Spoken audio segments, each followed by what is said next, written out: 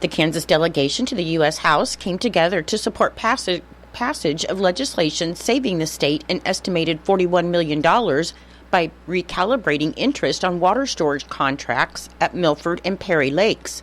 And this action mirrored steps taken in 2022 to amend the interest calculations for El Dorado Lake. The switch from compound interest to simple interest would reduce interest obligations and costs for municipalities, industries, and water supply districts who rely on the federal reservoirs. Governor Kelly and the Kansas Water Office asked the Kansas congressional delegation to include the interest calculation relative to Perry and Milford Lakes in the 2024 Water Resources Development Act. The House was reluctant to add the earmark. However, Senator Jerry Moran of Kansas intervened on the Senate side to make certain it was included in the compromise version of the bill. Kansas Representative Sharice Davids said this is a big win for Kansas taxpayers and our future water security, as it will not only save our state $41 million, money that can be reinvested into our communities, but also helps ensure farmers and ranchers have the resources that they need to be successful. U.S. Representatives Tracy Mann, Ron Estes, and Jake LaTurner, all Kansas Republicans, voted for the bill that cleared the House 399 to 18, and the bill must receive final approval of the U.S. Senate before it's sent to President Biden. Representative Mann urged House colleagues to support the reservoir provision. He said the measure further benefited the state because it included authorization of a study on replenishing the Ogallala Aquifer and to support a levee project in Manhattan. The Kansas Supreme Court has created an ad hoc committee to advise the court and help implement recommended changes in pretrial supervision and detention practices. The Ad hoc Criminal Pretrial Practices and Procedures Advisory Committee will implement recommendations made in late 2020 by the Ad hoc Pretrial Justice Task Force. The task force, created in 2018, examined pretrial detention practices for criminal defendants in Kansas district courts, and it also explored alternatives to pretrial detention used to ensure public safety and encourage the accused to appear for court proceedings. Chief Judge Karen Arnold Berger with the Kansas Court of Appeals chaired the task force and will serve in the same role for the committee. The task force report cited studies that showed pretrial detention can be devastating for defendants, and Americans who answered surveys on the topic said they believe the current system unjustly discriminates against the poor and deprives them of their liberties. Judge Arnold Berger said low-income and poor Kansans risk losing their jobs, homes, and families if they cannot afford bail or a bond, so they must consider other options that respect defendants' freedom and financial situation while also upholding public safety and ensuring that they show up for court. Promoting good sportsmanship at all Kansas State High School Activities Association events continues to be a priority for the KSHSAA and its member schools, with maintaining focus on the student-athlete remaining an important focus, as participation in the interscholastic activity program teaches important life lessons and holds the students accountable to academic, attendance, and behavior standards. Starting with this basketball season, the KSHSAA is recognizing a league sportsmanship champion, which is inclusive of the girls and boys teams, including players and coaches, spirit squads, pet bands, and spectators, based on regular season basketball contests as evaluated by the adopted sportsmanship rubric, and each high school league conference champion will be awarded a championship trophy. Since 1970, the KSHSAA has awarded state basketball sportsmanship awards for those schools that met a qualified mark after participating in the state tournament. However, the KSHSAA is taking a necessary step to put more emphasis on sportsmanship year-round for every school, not just those that qualify for the state tournament. The new KSHSAA League Sportsmanship Award will be able to influence more students and school communities, as the award allows each league or conference to identify a KSHSAA Basketball Sportsmanship League or Conference champion. And as the basketball regular season concludes, member schools will select their league sportsmanship champion. There are currently 38 leagues within the KSHSAA membership.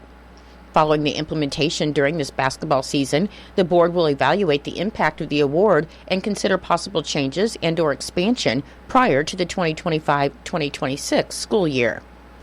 In Nebraska news, an Aurora man charged with trying to entice an undercover Grand Island police officer he thought was a 13-year-old girl has taken a plea deal. 54-year-old James Wirt pled no contest to 2 counts of child enticement by electronic communication device and 1 count of attempted use of an electronic communication device to commit sexual assault, and in exchange for his plea, additional enticement charges were dismissed. According to the arrest affidavit, on July 3rd, Wirt began messaging the Facebook profile of an undercover Grand Island police officer he thought was a 13-year-old girl. The affidavit said between then and Thursday, July 4th, Wirt sent the officer nude photos and videos of himself and tried to get the assumed minor girl to have sex with him. The affidavit said Wirt later arrived at a designated pickup area listed in court records as Spin City Laundry on Eddy Street and was arrested by Grand Island Police. Wirt is set to appear in Hall County District Court for sentencing at 11 a.m. on February 4th. 2 Grand Island teens, Easton N.F. Oldson and Caden Fieldgrove, both 18, have been charged as adults in Hall County Court with burglary and attempted burglary of 2 local vape shops in Grand Island last weekend. According to the arrest affidavit, just before 2 a.m. on Sunday, Grand Island Police responded to a burglary alarm at VIP Smoke Shop on Locust Street. And when officers arrived, they observed a glass door on the northwest side of the shop and at the main entrance shattered. The affidavit said Enevoldson was seen on surveillance video breaking the glass doors with the cinder block and taking 4 items of value, and the investigation determined Fieldgrove was also involved in the burglaries. Just after 3 a.m. on Sunday, officers responded to another alarm call at Chasing Clouds Vape Shop on Deers Avenue, where a 2-pane window was found to have been broken. The Grand Island Police Department said officers later contacted Enevoldson, who was wearing the same clothing he was seen wearing on surveillance footage from the VIP Smoke Shop burglary, and he was then arrested and booked into the Hall County Jail. And the affidavit said Fieldgrove was determined to be the person who drove to each of the burglary locations. On Monday, a judge set both of their bonds at $25,000, 10% of which they would need to post to be released from jail. Their next court dates are set for January 16th. Hayes Police Chief Don Schleiber reported that on Friday, police were contacted by High Plains Mental Health Center staff at about 9 a.m. on where the staff said a 20-year-old man was in crisis and he had become physical with his father. Schleiber said the man left the building but returned and began banging on the door. And when officers arrived on the scene, the staff told them the man had a knife and he said he wanted to commit suicide by cop. When the officers tried to approach the man, he pulled a knife on the officers, and initially the man would not comply with the officers. The officers attempted to de-escalate the situation, and the man dropped the knife and ran from the scene. After a brief foot chase, the man was taken into custody. He was arrested on charges of domestic battery, aggravated assault on a law enforcement officer, and interference with a law enforcement officer. The man was referred for a mental health evaluation and treatment, and his name has not been released because of his mental health status. Schleiber praised the officers for their actions to disarm the suspect peacefully, saying he's glad that it worked out okay and he's grateful for the officers' professionalism. Kansas Insurance Commissioner Vicki Schmidt released the annual overview of the health insurance market in Kansas, and this report details the 2025 Kansas Health Insurance Marketplace. Open enrollment is an opportunity for Kansans to make decisions about their health insurance coverage when you can stay on your current policy if available or enroll in a different policy from the same company or a different company. Schmidt said it's important for Kansans to make informed decisions when deciding which coverage is best for them and their families, and the Kansas Department of Insurance is ready to provide information and assist. The open enrollment period for Kansans will be from November 1st until January 15th. Kansans who would like to start their health insurance coverage effective January 1st must enroll by tomorrow, Saturday, December 15th, by Sunday, December 15th, and health insurance purchased on the marketplace between December 16th and January 15th will not begin coverage until February 1st. For more information on the 2025 Kansas Health Insurance Marketplace and open enrollment, you can visit the department's website at insurance.kansas.gov/health-life. 2024 will mark the 33rd anniversary of Wooster Reef Company donating Maine reefs to adorn the headstones of our nation's veterans at Arlington National Cemetery. And in addition to reefs destined for Virginia, Wooster Reef will again donate 8 ceremonial reefs to over 1,200 state, national, and local cemeteries across the country, including in Kansas. The annual Reefs Across America ceremony at the Kansas Veterans Cemetery at Waukene will be held tomorrow, Saturday, December 14th at 11 a.m., where 8 ceremonial wreaths will be placed to remember those who gave their lives in service for our country.